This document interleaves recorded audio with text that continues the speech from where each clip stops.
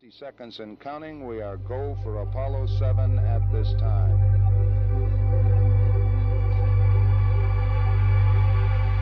T-minus 50 seconds. The vehicle now pressurized, and the vehicle is go, as is the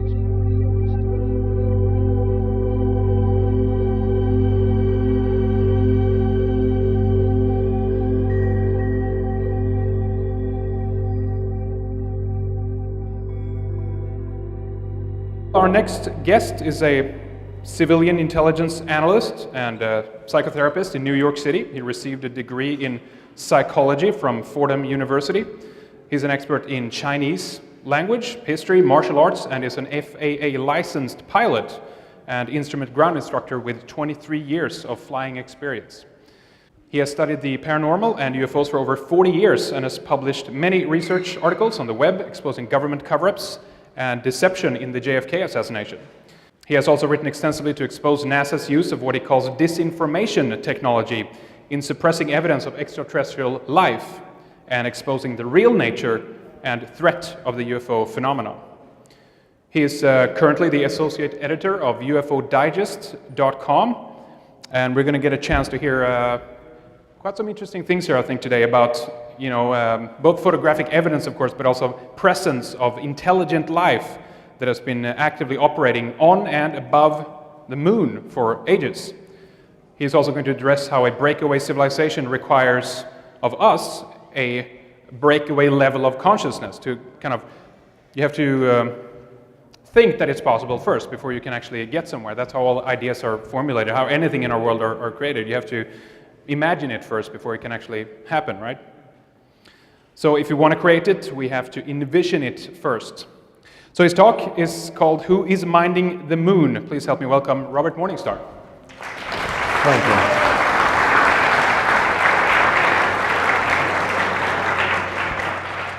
Thank you, everyone. It's truly a pleasure to be here. It's a big surprise for me. I expected to have been in England, but I gave that trip up because I feel that this is more important. I'm honored by Henrik and Jeroen, and I'm certainly honored to be standing here with such an outstanding group of speakers who have some of the most important information that this nation needs to hear. I was very pleased with the website and thrilled to see my statement. First statement, the truth is seamless. The truth is like a fabric. The truth cannot be ripped apart. The truth has no flaws, no gaps, no missing pieces. And my job has been, over the years, to reveal the truth. I call my presentation today The Revelation of Apollo, because what I'm going to show you today is what Apollo really found. And this has been hidden from us for 44 years, 45 years. The decision to hide these facts, because what I'm going to present to you are facts. The decision to hide these facts from us was made 1 year before the first Apollo launch to the moon. I'm talking about Apollo 8. But a year before that, in 1967, a very high-level decision was made as a result of a think tank's conclusions. The think tank that was hired by NASA is called the Brookings Institution. And they produced a paper called On the Peaceful Uses of Outer Space. The question that had been posed to Brookings was, what should we do if we were to encounter either intelligent life in outer space, signs of intelligent life on the moon, or signs of previous civilizations that had existed or visited the moon? The conclusion of the Brookings Institution was that the world should not be told. The Brookings Institution concluded that if the world were told, it would be too destabilizing to religion, to economics, to politics. And for those reasons, the world had to be protected from this knowledge. They cite the destabilization of religion as one of the main reasons for denying this knowledge or keeping it from us. They chose to pick on the Buddhists, of all people. They said that the Buddhists would be very upset and that their religion would be destabilized if it were to be revealed that extraterrestrials exist. Now, folks, I like to say, I'm a nudist, not a Buddhist. I'm a Taoist, not a Maoist. And I'm an eagle, not a beagle. Okay? And when I see something that's patently false, I have to speak against it. Now, the idea that Buddhism would be destabilized by the revelation of an extraterrestrial presence is fatuous. Buddhism has so many gods, so many spirits, so many demons, so many wrathful deities, so many benevolent deities, if you're talking about the beneficent deities of Tibet. You understand instantly that Buddhism would be very receptive to the revelation of an extraterrestrial existence or an extraterrestrial presence. In fact, the Japanese, who are entrenched in Shinto Buddhism, have the longest historical record, official historical record, other than China's, of interaction with UFOs, extraterrestrials, and more importantly, the intervention of extraterrestrials in Japanese historical affairs. I recommend a book called The Chinese Roswell, Ludwig Herzog. This man was able to, his specialty is Asian UFOs, and he was able to journey into China to the region of the White Pyramid, which is forbidden to most foreigners. He has a very extensive account of the Japanese history with UFOs, going back to the 1700s. I would like to jump. This is going to be a time travel. We're going to be jumping time jumps, it's called. From that time, the 1700s, to modern times, there is a field of science and a field of science fiction. And in the realm of science fiction, one of the most memorable films of my childhood was a movie called The Mysterians.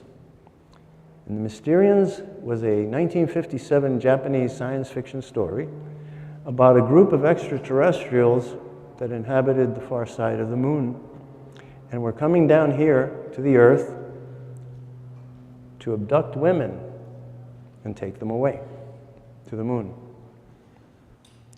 It's a wonderful movie, enthralling, which leads me to my next statement, which is, I learned from a Tai Chi master named T.T. Liang this adage, an axiom.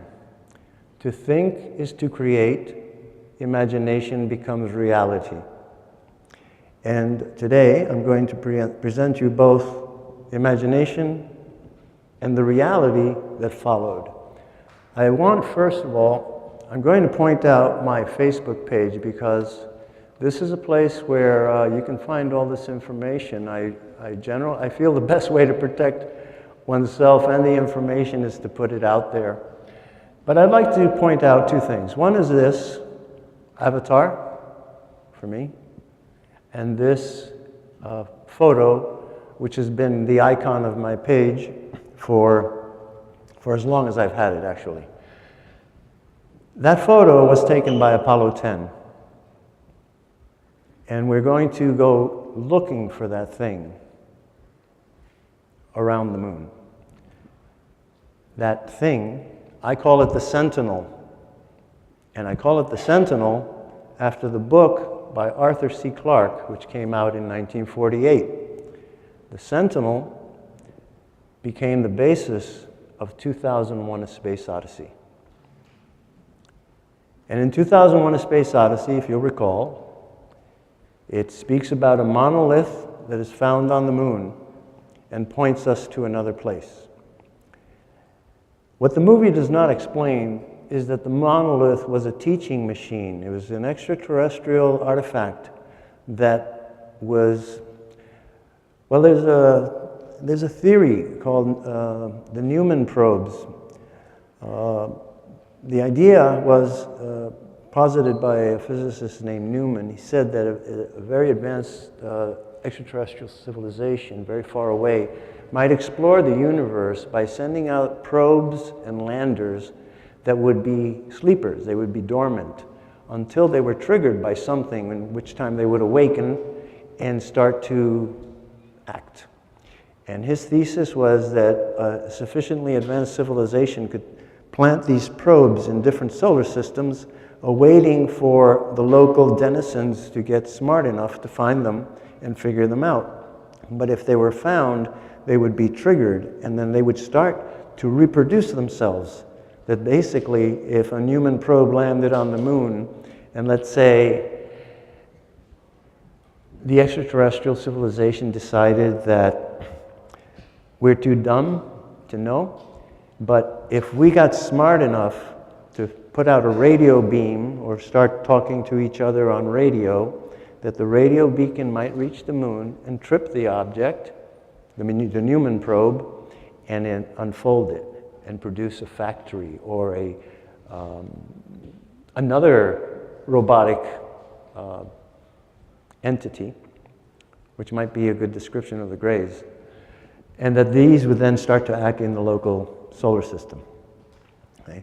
So going to the subject of to think is to create and imagination becomes reality, I would like to begin by honoring the people that took us to the moon. Our moon project did not begin in the 1950s. Our moon project began with imagination in 1936, 37, 38. So I would like to introduce you to the people who got us to the moon on the premise of imagination. These are the people that I believe planted the seed of the idea that our destiny was not to be jailed on this planet, and that man's destiny is to branch out and to continue to expand. All right, these are some of my childhood years. I want you to look at that moonscape, which I thought was pretty wild when I was a kid. But as I've grown older, I realize that these people did incredible sets that are amazingly accurate. And we come to the man who inspired us to go to the moon, and the man who inspired President Kennedy to believe that we could go to the moon. These are the people, the heroes and the villains of the Flash Gordon serial. These people, their nobility, their honesty, their heroism lives on in all of us who grew up with it. This list of actors, the producers, the Imagineers, if I may coin a word. And unfortunately, we don't have the sound, but it's a very inspiring piece of music by Franz Liszt. And I'm going to stop it right here. And I leave that. Okay, this is it's a really very interesting piece of film because it's got a lot of earthquakes and things that are coming down to Earth and affecting everyone on Earth. And no one knows what the problem is, the purple death from outer space. It involves chemtrails. The evil Emperor Ming is seeding the atmosphere. Dr. Zarkov finds out the seeds that they're putting in the atmosphere is a plague that is killing people, and they just drop dead in the street, leaving a purple mark on the forehead, and so the name, the purple death from outer space. All right, so I would like to go to the moon with you, And the first thing I'm going to talk about, again, those were the Imagineers that got us to the moon, but then there are the technicians, the scientists, and the astronauts who actually went to the moon. Yes, we went to the moon. Yes, many of the NASA photos, many of the NASA films are doctored, but they're not doctored because we didn't go to the moon. They're doctored because the Brookings Institution said, don't tell the people what you found. Fortunately, many of these, the volume of photographs and films that were taken is so great that it's actually impossible for human beings to expunge the truth because the truth is seamless. And there is a very special group of individuals at NASA who are true Americans who roil at the thought of being manipulated and coerced and forced to falsify the facts. And many of these people leak information. I take my hat off to Ken Johnson, Tom Van Flandern, former engineers, and a lot of unnamed individuals who, as good Americans and constitutional Americans, felt it's criminal to hide the facts from the public, and they have leaked this information. There are other individuals who didn't leak it but found it, and I'm a person who has delved into this very deeply. I actually honor and respect a very good friend of mine. His name is Edgar Mitchell, and I'd like to show you. Edgar Mitchell is the only astronaut who speaks forthrightly about most of what he experienced on the moon. They have to be like diplomats, and they are. And they say that the word NASA stands for never a straight answer. Unfortunately, a lot of the astronauts practice that except in private. But Edgar Mitchell, I had this privilege of meeting him at the Explorer Club in 2007 in New York City. And I asked him a question. I asked him to describe for me the internal structure of the crater Eucurt. The crater Eucurt sits in the very center of the moon, not far from where Apollo 14 landed. And by my calculation of the flight path of the LEM and how it approached and how it landed, I was certain that he had to have seen the crater Eucurt. Now, why am I interested in the crater Eucurt? Back in the 1990s, the crater Eucurt's photographs, they were very rare until very recently. It seemed that they were being hidden. And it took me years to compile and compose patches of it, patchworks, to get it together. But when I asked Edgar Mitchell to describe for me the internal structure of the crater Eucurt, he changed from an affable and very friendly professor to a military officer. In an instant, he clicked his heels, he stared at me, and he said, "No!" And I sat quaked in my seat. I said, "Wow." And then 200 people, it was an audience like this, 200 people said, "Well, what did he say? What did he do?" And then he caught it, and he said, "Well, the mission profile didn't call for me to do that, so I don't have to." Okay, I took it. I said, well, what's special about the crater Eucurt is this. There is a catalog of something that NASA has called transient lunar phenomenon. Transient lunar phenomena, TLPs.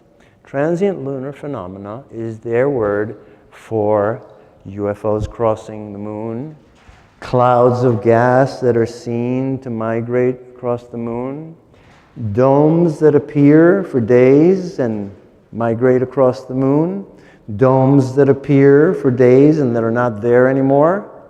So that's a TLP. They also have a very special jargon. When we're here, they're called TLPs. When the astronauts went to the moon, they're called moon pigeons. Okay? And I'm going to show you a couple of moon pigeons today. All right. Oh, before the moon pigeons, here's where I want to go with this. I want to show you what Edgar Mitchell was able to do. And it's going to be very interesting, so it'll be worth the wait, folks, if you'll be patient with me. All right. Edgar Mitchell. I read the NASA mission reports. Edgar Mitchell was assigned a task of going to a spot in Fra Mauro, that's where they landed. And Edgar Mitchell was supposed to stand on a spot and start to take pictures for a 360-degree panorama with a 70-millimeter Hasselblad. Click, click, click, click, click, click, and so on. So I'm studying the photographs, and first of all, they give you thumbnails. They're really small. I have very good eyes. And I look at these, and then sometimes it's just intuition. But I knew the mission profile, as he called it, was to take this panorama. And as I'm going from photo to photo to photo to photo, I found that Edgar had taken 2 pictures of the same rock. And the second picture was much closer to the rock than the first picture. First of all, there should not have been a second picture. And the fact that the rock was bigger meant to me that went click, and then he went click. Okay? This is a sample. It disappeared. This is a sample. Oh, I get it. Here it is. It's the problem. So what is, okay, here's this little thumbnail here. Okay? That was what he was supposed to do. And then the rock, these are the 2 rock pictures that he took. And as a result, what he captured in the second picture is this object.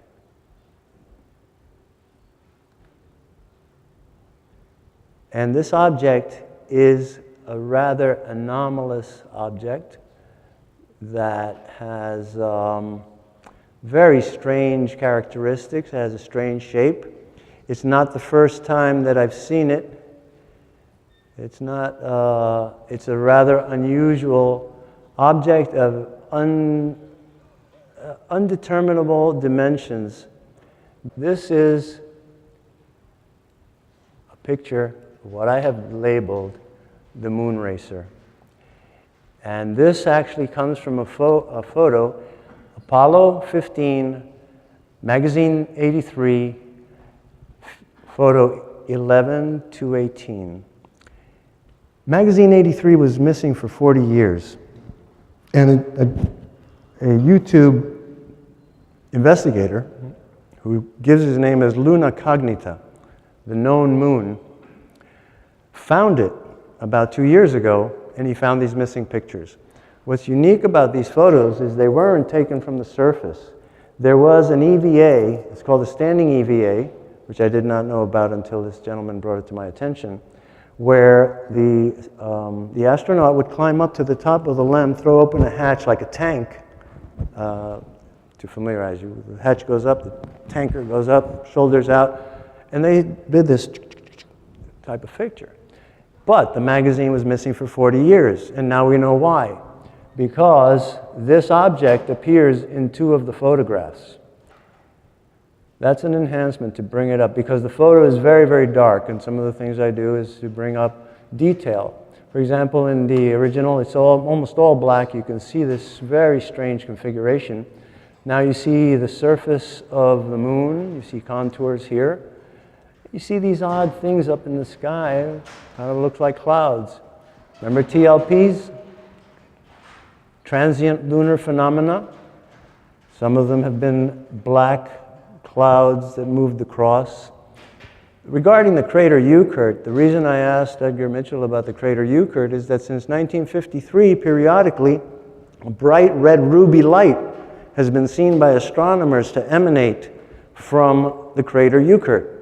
Now, the crater Euclid is a circular crater with an almost perfect equilateral triangle. I'm sure that if you've explored the internet and lunar anomalies, you've seen a photograph of a crater that has a 6-pointed star inside it. When the sunlight, high sun, hits the crater Euclid, the rays break off the central triangle, and they cast points of light on the rim, creating this six-pointed star. The other part is when that six-pointed star is not being shown, is that the crater Eucurt looks like the model for the eye in the pyramid. You compare crater Eucurt to the dollar bill, and you'll see the similarity of the Great Seal, the eye in the pyramid, but you'll also see our stars, the 13 stars arranged in a six-pointed star. So that was my interest in crater Eucurt. This is the other picture of what I call the moon racer. This is a photo taken by the Apollo rover. And this is Apollo 16. And as he was going by, this film is running, and I'm watching it. And this is 1/24th of a second. And I saw this appear and disappear.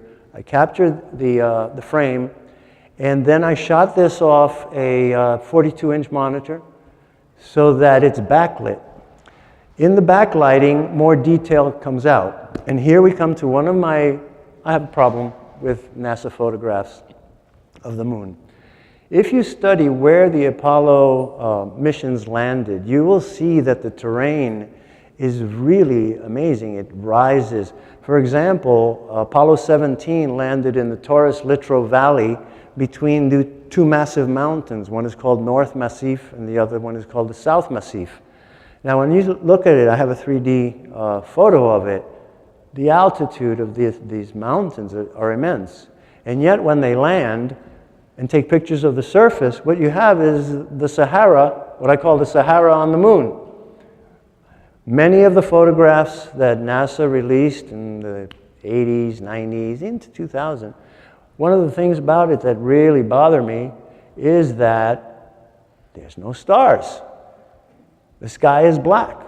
Now, I've taken these photographs and enhanced them to bring them up as I did this one. You increase something called the gamma, which used to be called gain. Gamma, brightness, sharpness, and contrast. Those are the three functions I do. I do no photoshopping. I just illuminate what's in the dark. And as time went by, I would find these photographs, illuminate them, and the sky turned into magic marker.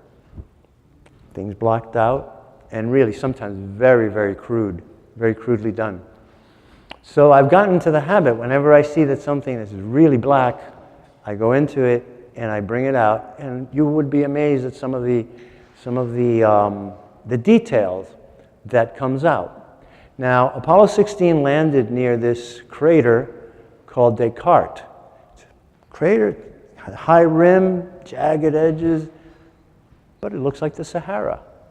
And yet, when he got into the rover, John Young took off like a bat out of hell, and I was standing in front of a 42-inch monitor, and he rock and rolled across the plains, and he was going someplace really fast for some reason. And I think it was to look for where this thing was coming from. Now, when I found this, I thought that this was something passing on the other side of the moon. I found another one about a minute later that looked like a meteor. I said, there's no atmosphere on the moon. How there can be a meteor? A meteor goes incandescent because of the friction with the atmosphere. So I was really curious about these photos, but I worked on this one, and I'd like to show you something. I believe it's the next photo, so we should be able to... All right, there's the moon racer. Let me enlarge this a bit, and I'll show you what Buzz Aldrin was talking about. This craft appears in the film that I was trying to show you, Apollo 16 onboard camera. The remarkable thing about this scene is it's only 6 seconds long, but my eyes are very sharp, and I saw something coming across the moon that looked to me like Wonder Woman's airplane. Remember Wonder Woman flew an airplane that was transparent, what we would call stealth? Well, I picked up a form racing across the moon.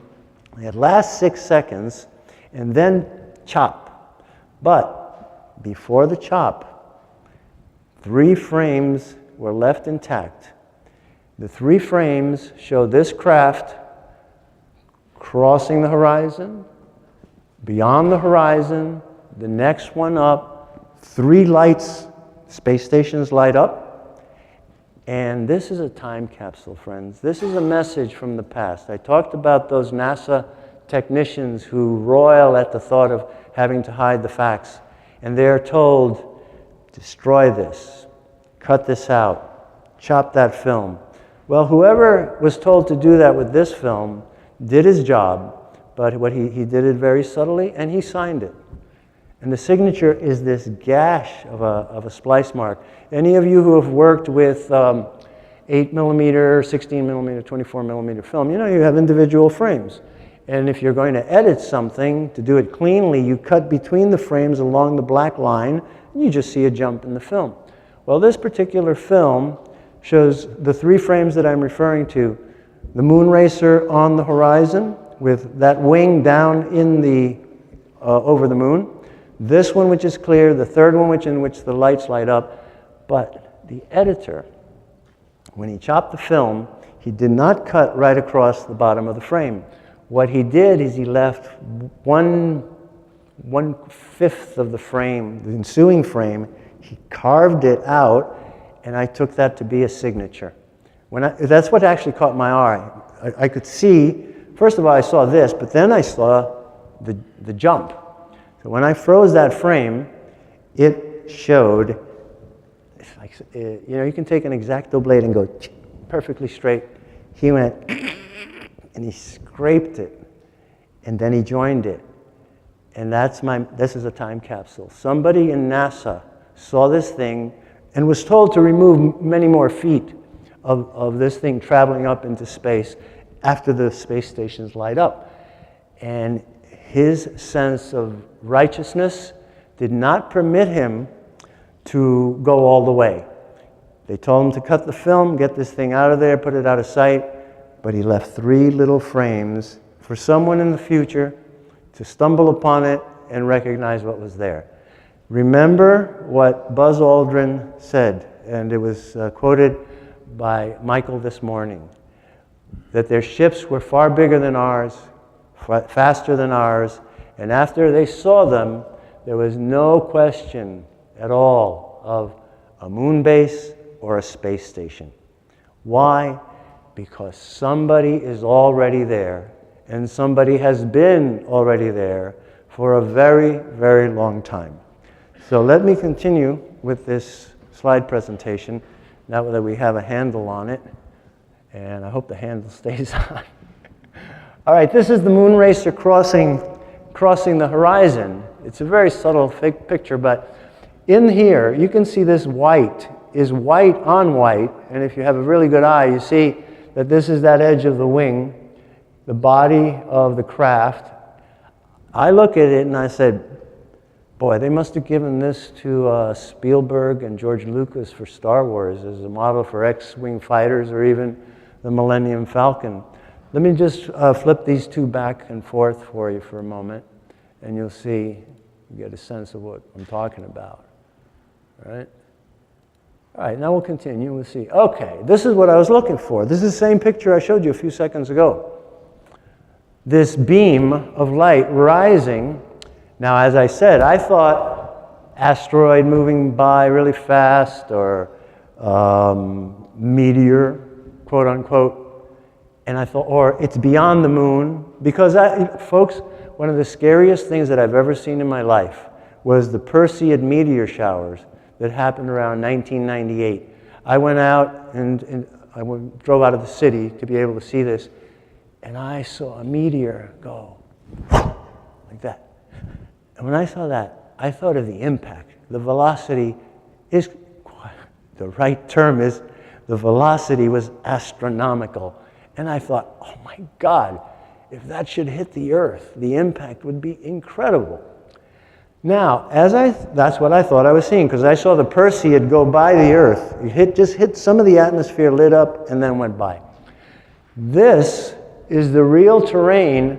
This is the rim of a crater, this black, the back of a dragon. See, it looks to me like a dragon tail.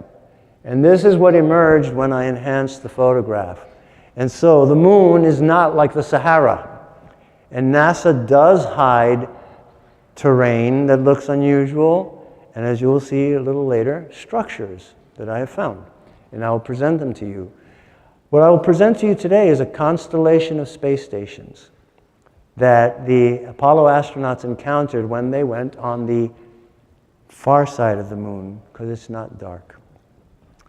And the description that I give, as having seen these things, I say to myself, oh my God, you know, the Apollo astronauts, when they went around the other side of the moon, you know, two guys in the LEM, the other guy alone in the command module, it would be like this.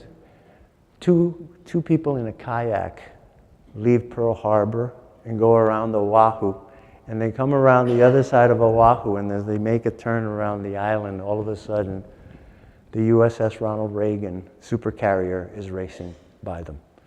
That's the magnitude of the size of the spacecraft and the space stations that I will show you in a little while.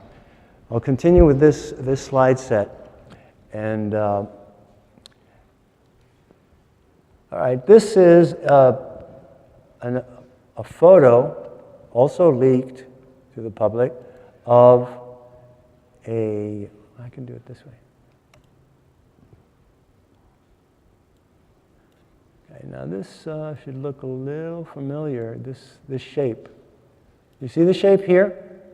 This is an Apollo 11 photograph. The other was an Apollo 16 photograph that I showed you, the moon racer. And the previous one was an Apollo 15 photograph. Now, you'll see it's not exactly alike, but the construction, if you'll recall, the moon racer has a wing, it's kind of like an outrigger canoe. That's a good image, an outrigger canoe. They have the wing out here, a central body, and a very strangely shaped and configured other wing. It's not symmetrical. This is the Apollo 11 shot, the moon racer. The blue close-up was Apollo 16, and the very first ones where I said Apollo 15, the lost magazine, was recovered by Luna Cognita, whoever he may be. Thank you very much. There it is again. That is the moon racer, the enhancement,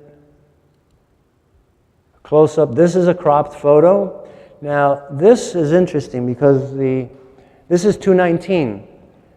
218 showed you the craft low and in the dark, and so I had to bring it up to show the terrain.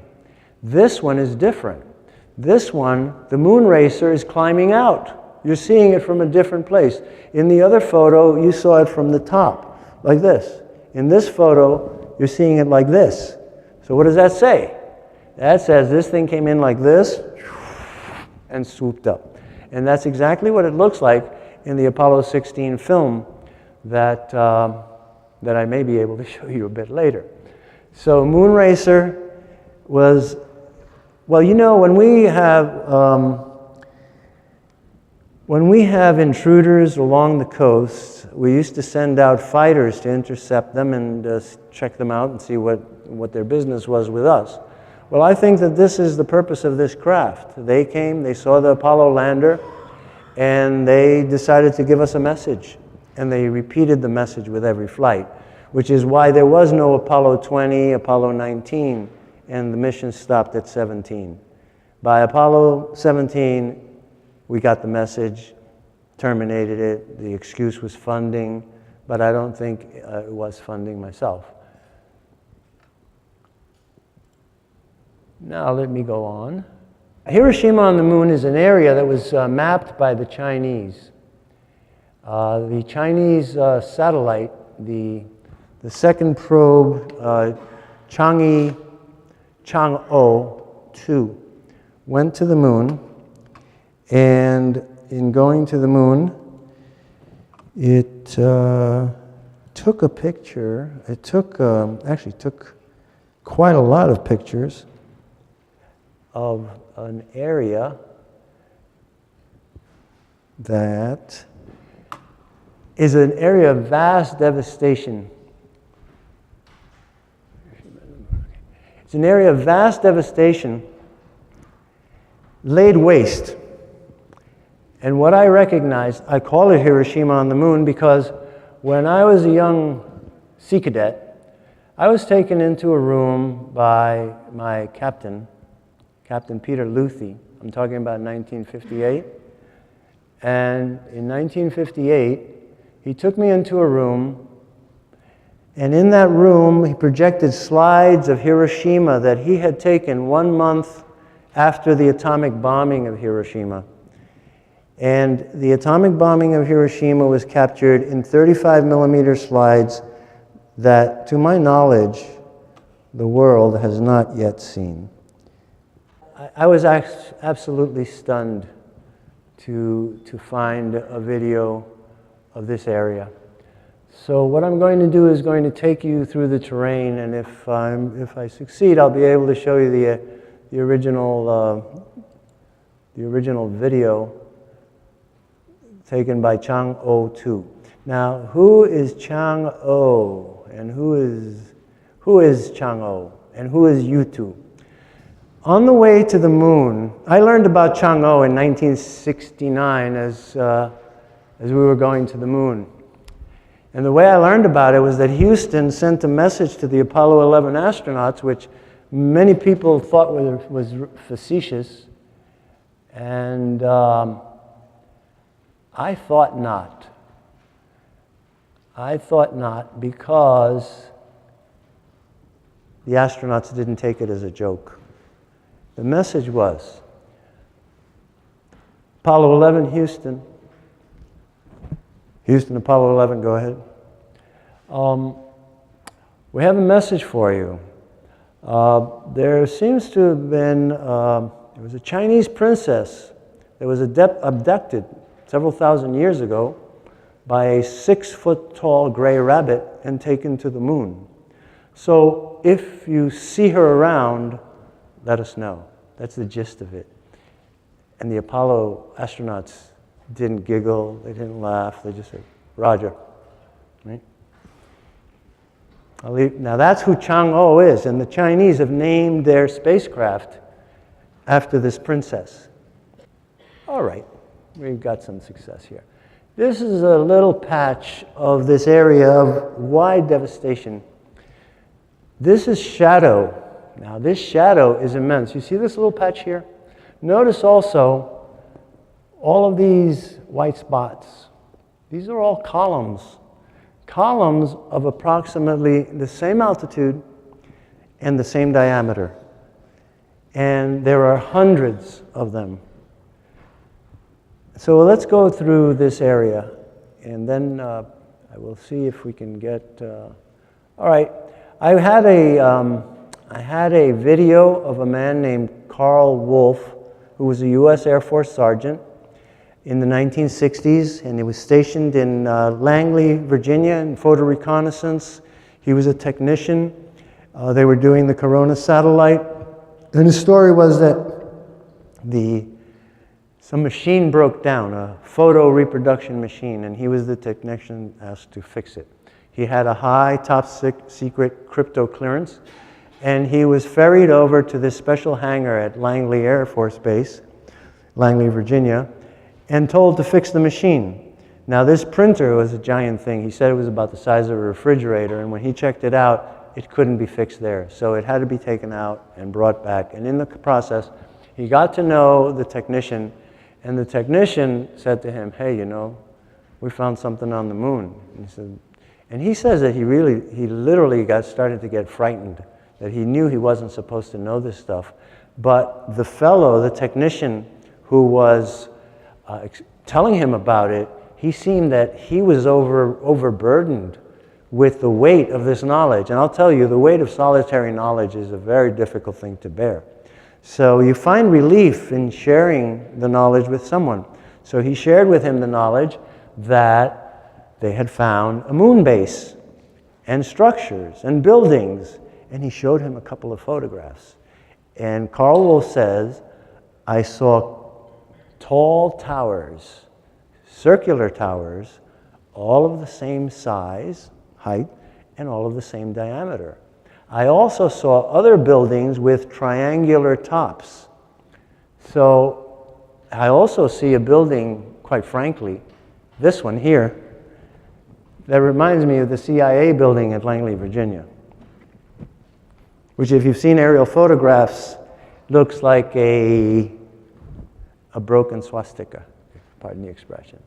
So this is a triangular topped tower in this area, and I'm very pleased to tell you that I finally have found out where this thing resides. You see the triangular tops? Triangular tops? And then here, we're going to get into this area here a little bit later. Now, the remarkable thing about this video, there's what I call the swastika, triangular top. So we're going to get to know the terrain a little bit better. And you see, as we go out into a wider scale, we start to see more and more detail. Look at this down here. This is a standing wall. Right here. This standing wall is casting these long shadows. But the most interesting part of this section here for me, use my laser here, is this big E. You see this over here? I'm pretty sure that I can enlarge it now.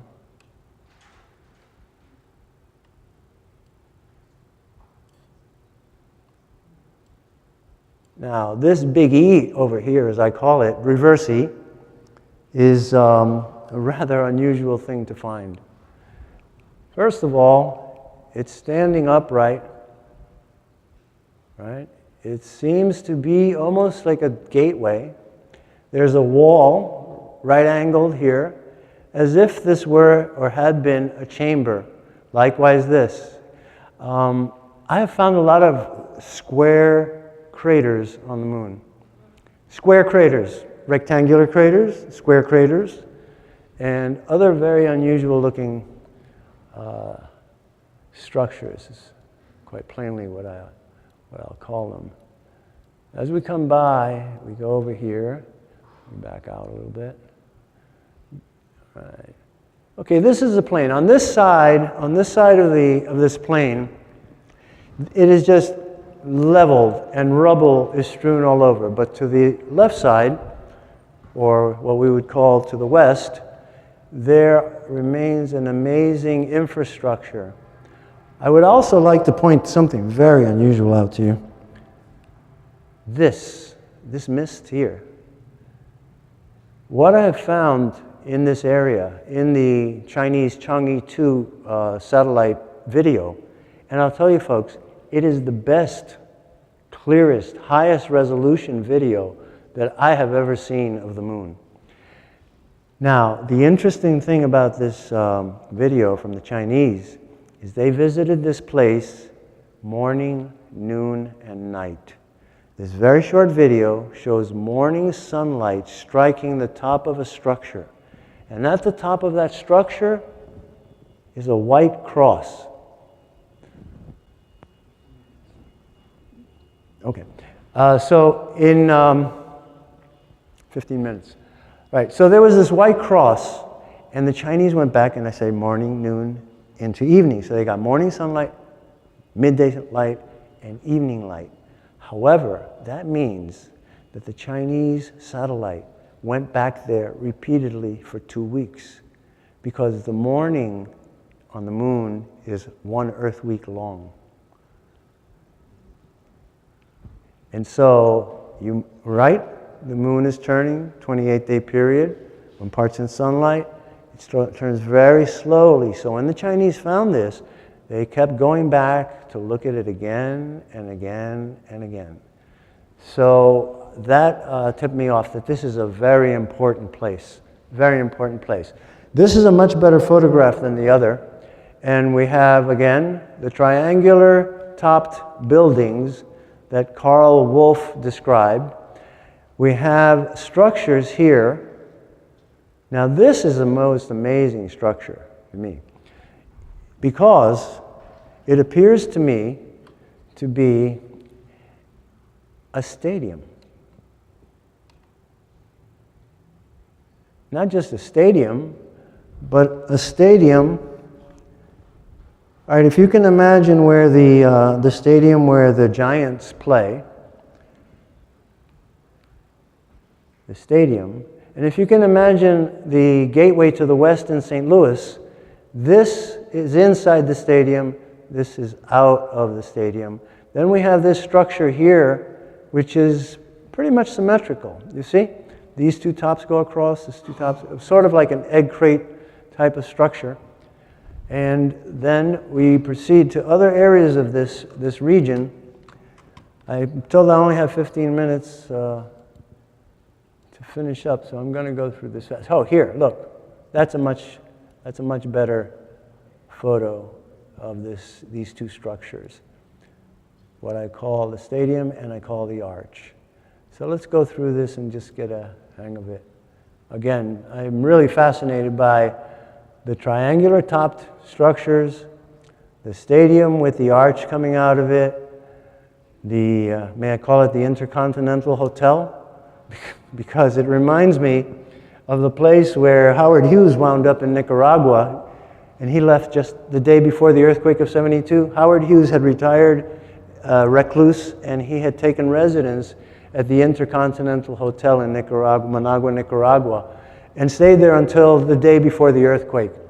So this reminds me of that structure. So I like to label things in terms that are familiar to us. Again, I'm concentrating in that area. I'm going to go, here's this mist. Now, in the film you see, in the video, you see that this area is near a cauldron of boiling up smoke. And the smoke overrides these structures, and at other times it settles, as it has settled here. Now, that area, the black area, is an abyss. It's an area called the Mare Orientale, and it's one of the biggest structures. Again, the Big E, close up to the Big E and the standing walls. Okay. This is the object that I showed you earlier. And this object is an object that NASA says is a 1.5 foot piece of mylar. 10 minutes? 10 minutes, okay. A 1.5 foot piece of mylar. You know, I get offended when people treat me as if I'm stupid. And I'm sure you're the same.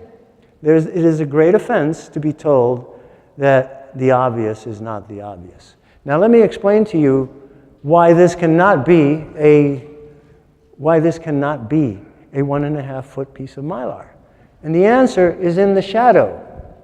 You see? That shadow. That shadow can only be produced by two things. It's either the moon or the spacecraft.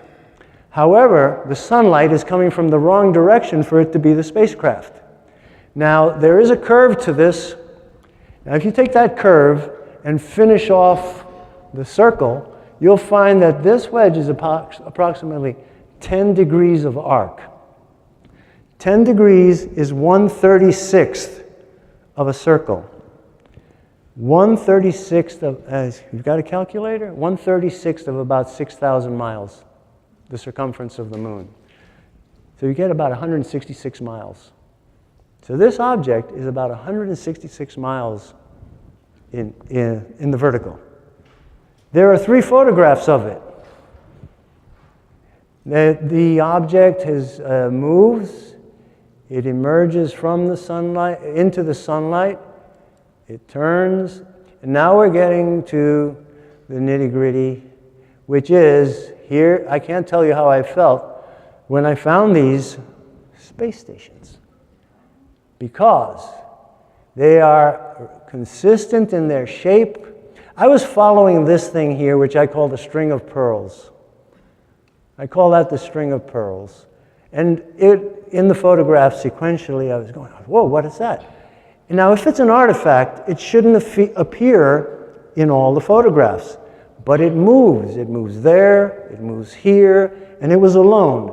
Then you come around the bend of the moon, and all of a sudden these objects appeared, and they caught my attention. And now, if you look at them, if you understand the size of what we're looking at, you'll understand my analogy of the kayak going around Oahu. Here's more.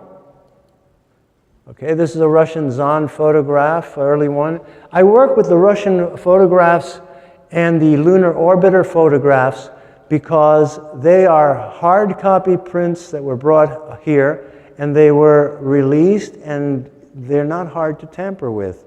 The digital information that is downloaded by NASA from the Hubble Space Telescope and the other satellites, when they're presented to the public, they are degraded. They are dehanced. I enhance photographs to bring out what's inside. NASA dehances it. But working with these, now let me show you this. This is the Mare Orientale, or Oriental Basin. And the area that we were looking at, I just found out, is in this region. Now the reason I've been interested in this region is that I found a tower there that is awesome. It's called the Ellerman Crater. And that's what got me curious about this area. I believe I can go up one more and get you to the constellation of space stations. I'm really racing. Okay, here we go. Let's see if we can get this started. All right. This is what I really came to show you. And this was one of the big shocks of my life. This I named Big Ben on the Moon. This is a tower that appears in Apollo 17, Magazine M, photograph 2366. This tower is 365 miles away from the camera. This is a close-up. It's cropped. How much? 4 minutes? Okay, let me just see if I can get to the full.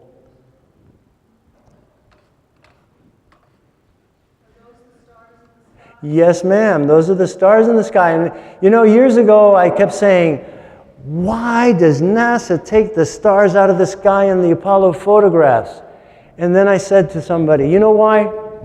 Because the constellations that you see on the moon are the same constellations that we see from the Earth. And any anomalous light that appeared in any of these photographs, you would instantly say, what is that? And that was the reason, as I'm going to show you, if I can get through to the file that contains, let's see, okay, let's go one more. All right, that's a clear shot without the labels.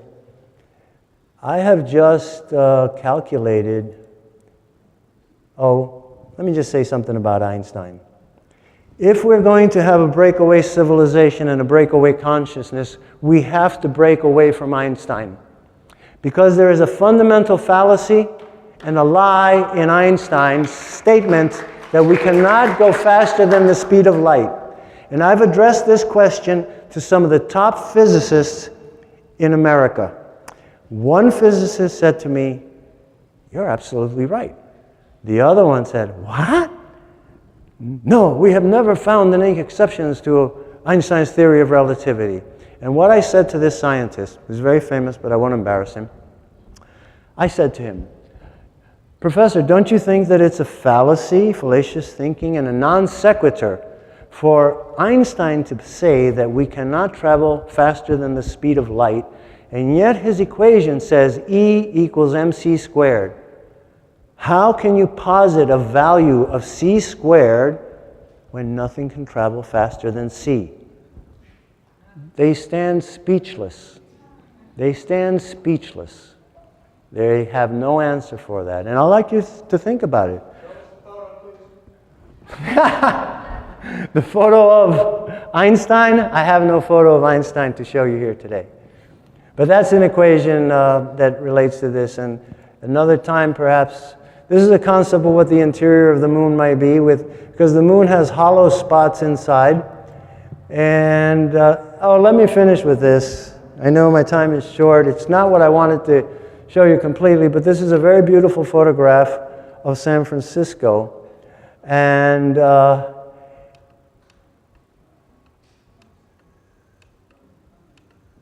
There's something flying over San Francisco over here, folks.